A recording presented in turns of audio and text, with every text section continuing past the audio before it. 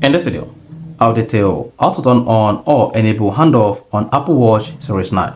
So if you have the Apple Watch Series 9, whether it is 41mm or 45mm, whether you have cellular or only GPS, then you can easily turn on handoff on your Apple Watch Series 9.